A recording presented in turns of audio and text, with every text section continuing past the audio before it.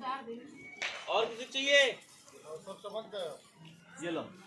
अबे तो धीमे धीमे आएगी रोशनी।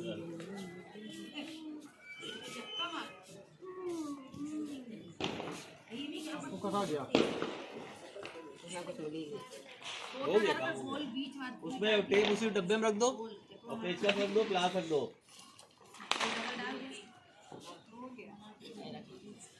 चांद दिखाकर बहन से कहने लगा कि चल चांद को गाया अर्घ्य दे ले।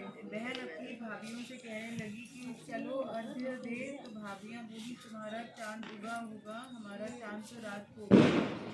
बहन ने अकेली ही अर्घ्य दे दिया और खाना खाने लगी तो पहले ही ग्रास में बाल आ गया, दूसरे ग्रास में कंकड़ आया और तीसरा ग्रास मुंह तक किया तो उसकी ससुराल से संदेशा आया कि उसका पति बहुत बीमार है, जल्दी आना।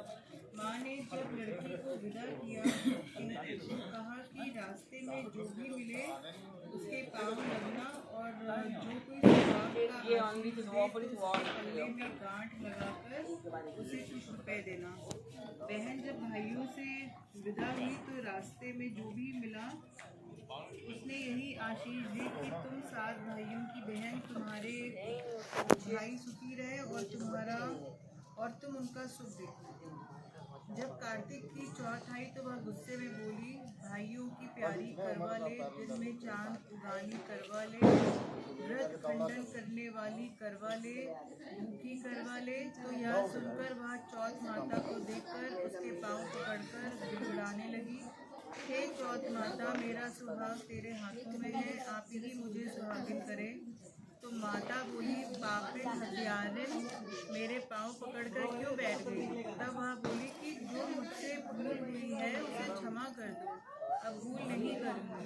तो चौथ माता ने प्रसन्न होकर आँखों से काजल, नाखूनों में से मेहंदी और टीके में से रोली लेकर छोटी उंगली से उसके आदमी पर खींचा दिया तो वह उठकर बैठ गया और बोला कि आज मैं बहुत सोया। वह बोली, क्या सोए? मुझे तो 12 महीने हो गए, अब जाकर चौथ माता ने मेरा सुहाग लौटाया। तब उसने कहा कि जल्दी से माता का पूजन करो। जब चौथ की कहानी सुनी, करवा का पूजन किया तो प्रसाद खाकर दोनों पति पत्नी चौपड़ खेलने बैठ गए। नीचे से दासी आई, उसने दोनों को चौपड़ पासे से खेलते देखा तो उसने सासू जी को जाकर बताया। तब से सारे गांव में यह बात प्रसिद्ध हो गई कि सब स्त्रियां चौथ का व्रत करें तो सुहाग अटल रहेगा। जिस तरह से साहूकार की बेटी का सुहाग किया उसी तरह से चौथ माता सबको सुहागिन रखती। यही करवा चौथ के उपवास की सनातन महिमा है। करवा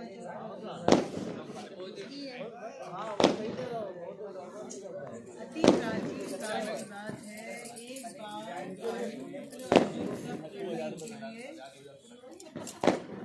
आराम से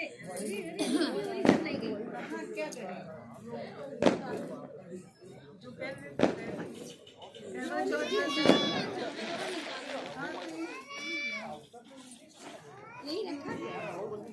अरे पन्नी जल जाना लेट में रखिए।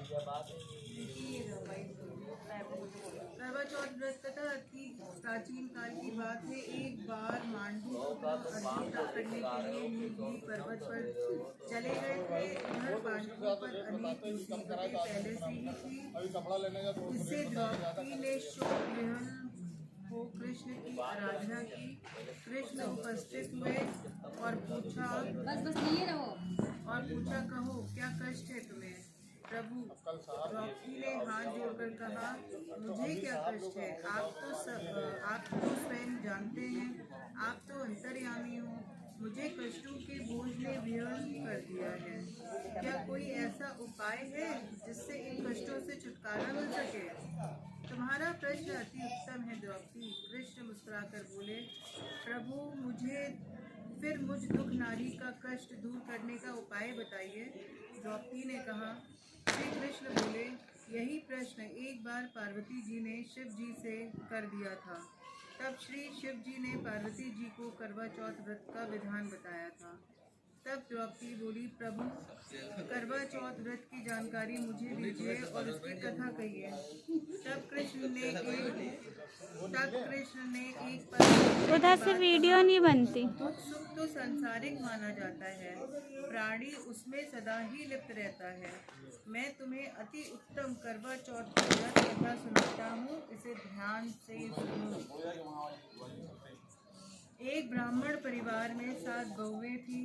6 बहुओं के मायके वाले बहुत अमीर थे। इसी कारण ससुराल में उनका बड़ा मान था, परंतु छोटी के मायके में कोई न था। वह घर का सारा काम काज करती, सबकी सेवा करती, पर कोई भी उससे प्यार नहीं करता। सब दुत्कारते रहते। तीज त्योहारों पर भी जब उसके ड्रोन लेके चले जाओ तो भी बन जाओ, जाके देख के आओ क्या ऊपर हो रहा है। हर वर्ष की तरह इस वर्ष भी करवा चौथ का व्रत आया। अन्य के मायके से उनके छोटे भाई करवा लेकर आए, पर छोटी के मायके में यदि कोई होता तो करवा लेकर आता।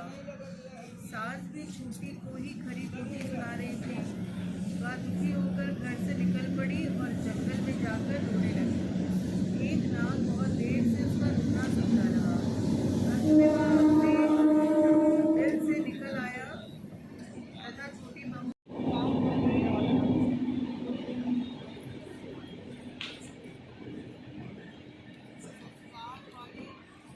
इतना सामान लेकर चले हुए। सास भी प्रसन्न हो गई। सास ने प्रसन्न मन से छोटी बहू को नाग देवता के साथ ले लिया। नाग देवता ने छोटी बहू को अपना सारा महल दिखाया और कहा, जितने दिन चाहो आराम से रहो, मन चाहा खाओ, मन चाहा पहनो, पर एक बार सामने रखी नींद कभी मत भूलना। छोटी बहू सारा समय महल में आराम से काटती, पर नाग के बारे में उसकी उत्सुकता बढ़ती जाती। एक दिन जब घर में कोई न था, उसने नाग को उठाकर देखा तो हजारों छोटे छोटे नाग के बच्चे इधर उधर रेंगने लगे। उसने जल्दी ही नाग धर दी। जल्दी में एक सांप की पूंछ नाग के नीचे आकर कट गई। शाम को नाग के आने पर छोटी बहू ने अपनी गलती स्वीकार कर ली। नाग ने भी उसे क्षमा कर दिया। जब छोटी बहू ने ससुराल जाने की इच्छा की तो उसे धन रत्न आदि देकर विदा किया। छोटी बहू के ससुराल में अब उसकी बड़ी इज्जत होने लगी। जिस सांप की पूंछ कटी थी उसे सबके बंदा कहकर कम करते। एक दिन उसने अपनी माँ से पूछा, मेरी पूंछ कैसे कटी है? माँ ने कहा कि छोटी बहू के नाद उठाने और जल्दी में रखने में ही तुम्हारी पूंछ कटी है। तो वह बोला कि मैं छोटी बहू से बदला लूंगा। यह सुनकर यमराज डर गए और उस पतिव्रता स्त्री करवा के साथ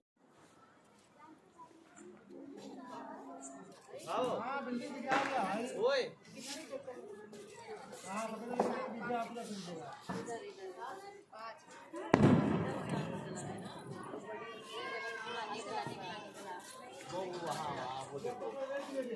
कितना बेटा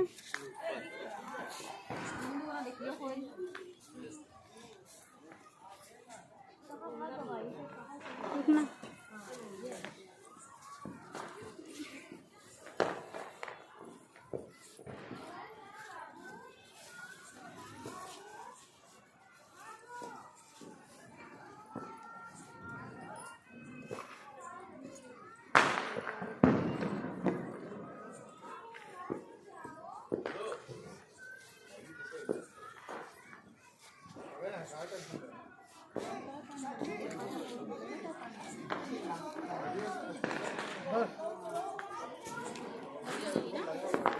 पागल हो गया? पागल हुआ?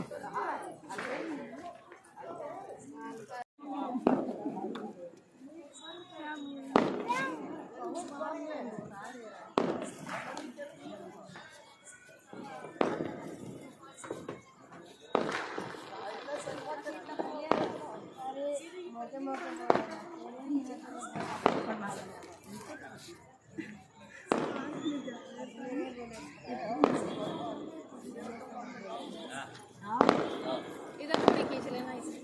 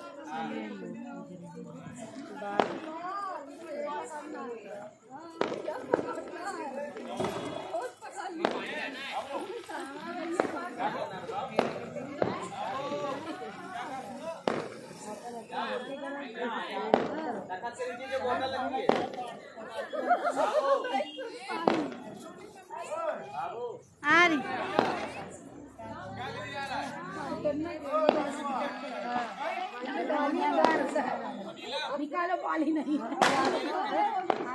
अरे आंटी बुला रही है।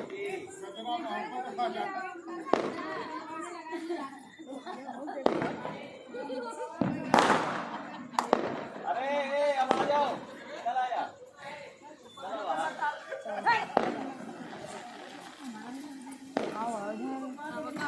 सबका नंबर लगा।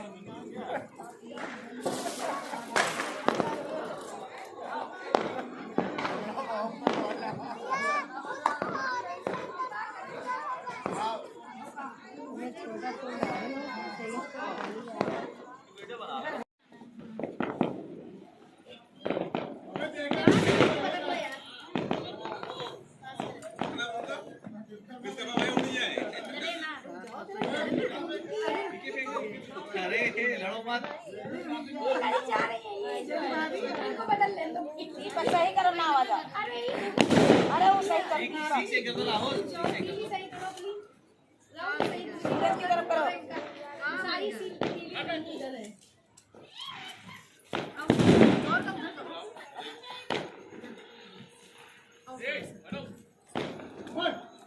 जल्दी जल्दी जल्दी जल्दी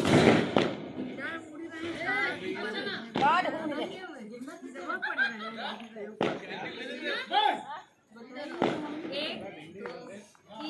तेल डालो ना। तेल डालो दीपक में। 7 बार करें। 5 बार 5 बार बदल दो बस। बदल जाएगा।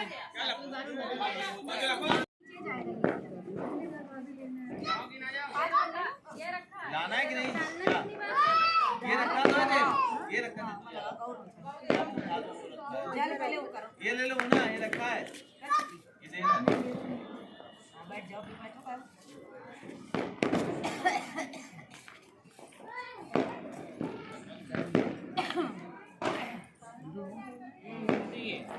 हाँ तो पी दो। चढ़ा दो।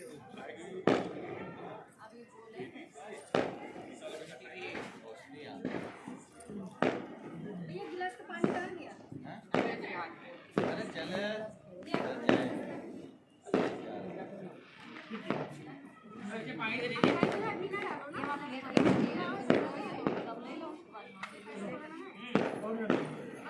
बाबू इधर ना आओ, इधर आ तो अच्छी आ रही है।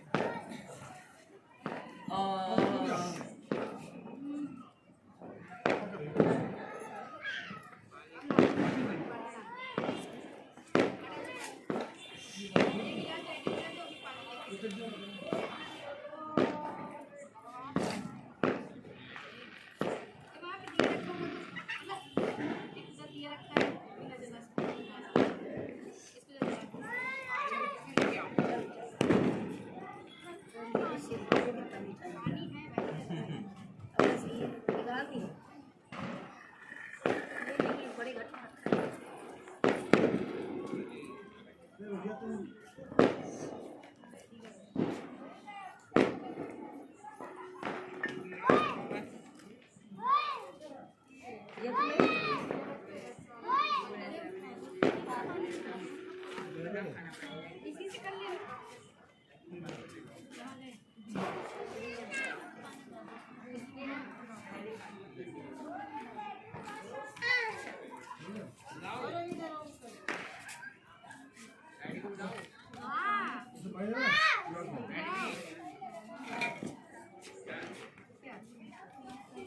खाली लेनी कैसे?